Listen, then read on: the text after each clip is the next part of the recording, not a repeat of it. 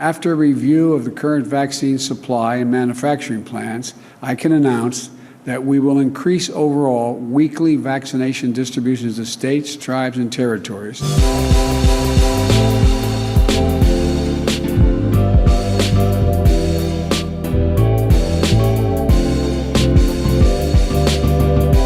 Yo, what's going on, guys? It's Jason McGruder here. Welcome back to the 12th episode of my podcast here today. Today we're going to be talking about the COVID-19 vaccine and COVID-19 itself. There's a lot of more news that's been happening since the last episode I've been doing this on. Coronavirus has been an extreme struggle for every one of us, and we've been hating it so much. Schools are reopening, especially mine that's coming up soon. We have the vaccine that's coming up. 2 doses, in fact, of those. Brand new stats have just come out with Yahoo News. Cases have been going down, and a new strain of coronavirus has been found. So starting out with the stats, the United States has 26.1 million cases confirmed and 445,000 deaths. It's honestly crazy how much has been risen and declined, because out of how many cases have been confirmed compared to the second leading country that has confirmed cases is 10 million, and it's India. It's like 16 million over, and it's literally crazy. I just don't know how it's possible these days. It makes me shocked too, because I see that the United Kingdom has 3.8 million cases but only 100,000 deaths, and they have the new strand of coronavirus that's coming here right now, and it's just more contagious. It's nothing to be afraid of. If you're a person who loves plans like me and you want plans, it could ruin them, so I'd be worried about that. But for kids, there's nothing to worry about at all, but there's obviously still a chance that you could be hospitalized just like anybody else.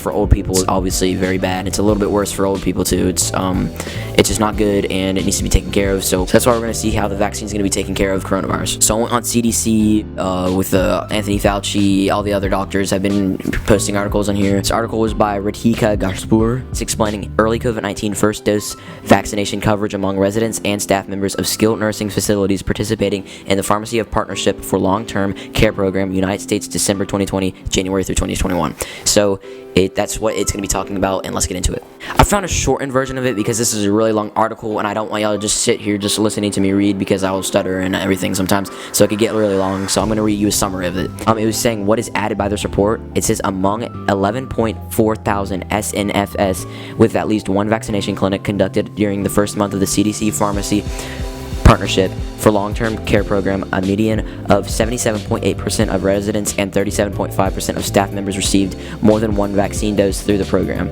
And what are the implications for public health practice? Barriers to SNF staff members' vaccination needs to be overcome with continued development and implementation of forced communications and outreach strategies to improve vaccination coverage.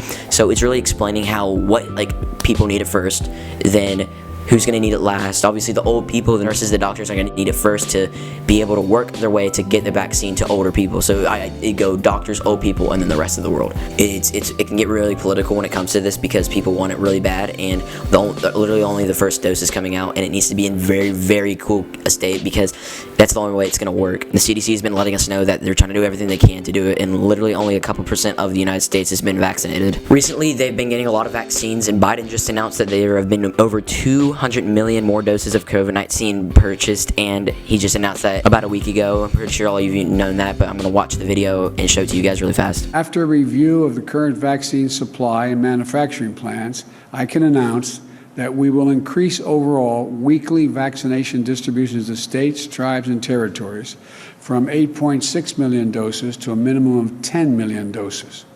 Starting next week, that's an increase of 1.4 million doses per week. And you all know, if I may note parenthetically, you all know that the vaccines are distributed to states based on population. They're based on population. And so the smaller the state, the less vaccine, the bigger the state, the more they get.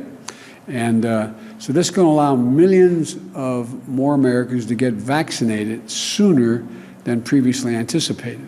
We got a long way to go, though. The second thing, we're increasing the transparency with states, cities, and tribes and local partners when it comes to the vaccine supply. This is something we've heard over and over again from both Democrats and Republicans, state and local leaders, that they need a plan in order to they need to know what they have to plan on. They need to know what the order is going to be.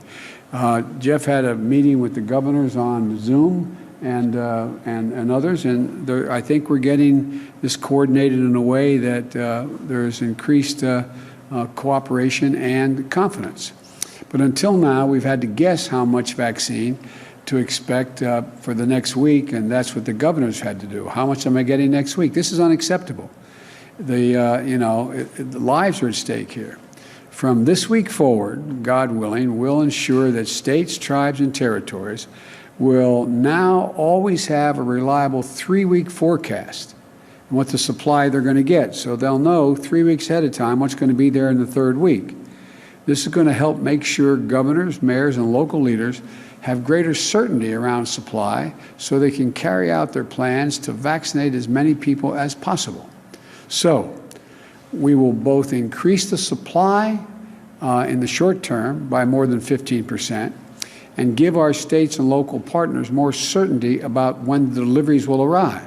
So basically, he's talking about it's probably going to go to more northern states first, like New York, New Jersey, Pennsylvania, all those states, and it's going to get lower down to the south. So if you live in Texas or Tennessee, where I am, or Alabama, or any of the southern states, it is going to be quite some time before you can get it, probably later this year. But if you're already in the northern states, that's good for you. Recently, my schools have just opened up for Metro Schools Nashville.